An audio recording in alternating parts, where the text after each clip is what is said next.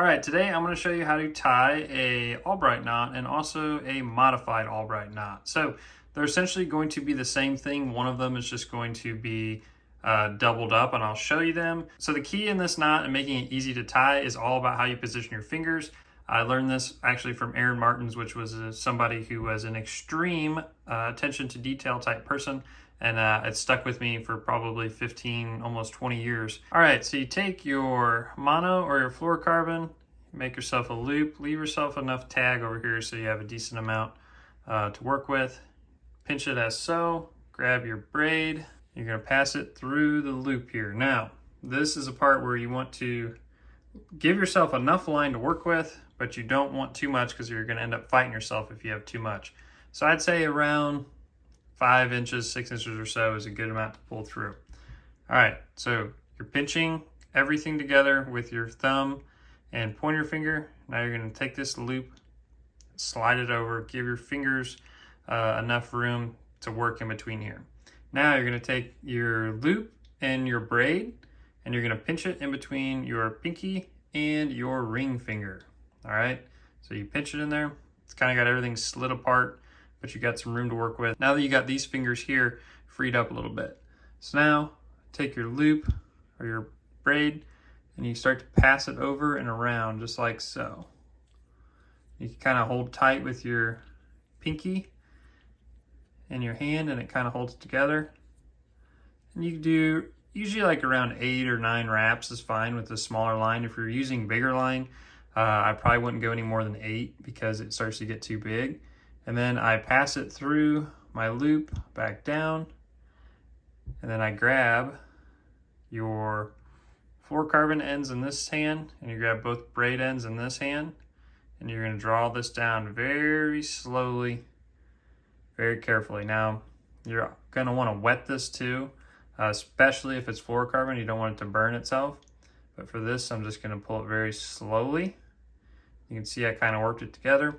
And then what I like to do, once I get it seated down to a nice manageable size and it's laying nicely, I grab all 4 tails, so all 4 lines, both tails, and I pull it together and get it nice and tight. You can also take and sort out your actual tails of it, so both of these, and you can pull on those at the same time, really get it seated. And then I grab both your main lines without your tails and I pull. Just be careful you don't pull too tight. And I don't know if you saw that, it slipped a little bit when it's seated down. You can see kind of the little burn mark on that line, and that's because this is very small line and very slick. So if you're going to use that, you need to do this modified version here, but that is the original version. So then you take your tails, you trim them short. That is what that knot looks like when it's all said and done. Forgive the braid, it's a little rough on the edge there because my big scissors aren't normally what I use to cut this braid with. But you can see how small a profile that is compared to my thumbnail.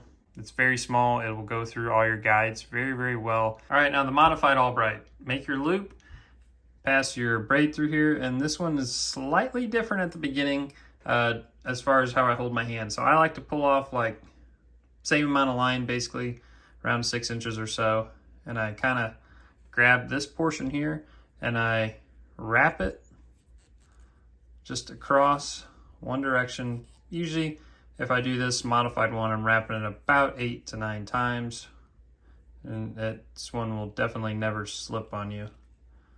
Try and keep your wraps pretty consistent spacing wise, because it'll make it a little bit easier to go back. So that's probably enough there. All right, now I normally just end up pinching it with this finger here, and since this is wrapped already, it holds itself a lot easier. So then take your line, we're trying to wrap in between all of these other wraps, essentially, is what you're trying to do. It's not super critical. It will lay a lot nicer if you can really get them perfectly between them, but it's not absolutely critical. So with this one, I come over top and I try and always make sure that I'm going down through the same direction as my original line that comes through. So here's what it's going to look like before you start to suck it together. And slowly ease it together. This one, you got to be a little bit more careful because you have all this extra material. You don't want it to bunch up too much. So pull your main line and pull your tag line very slowly. You can see it starting to ravel up together. And there it is. It comes together beautifully. So then I pull all four. You can pull your mains. This one absolutely will not slip. Then I pull my tags, make sure that gets all tight. Trim them up. You can trim it nice and short. All right, I got my tails trimmed up there, and you can see how small of a profile this knot is. Again, this is the modified version, but it will go right through your guides. It basically doesn't really make it any bigger than the standard one. Obviously, this is a superior knot because it is doubled up compared to the regular Albright, but it's harder to do with that bigger line. It's more susceptible to just giving you issues when you have more friction if you have the larger diameter lines. So I recommend this modified version for anything that is small or very slick braid.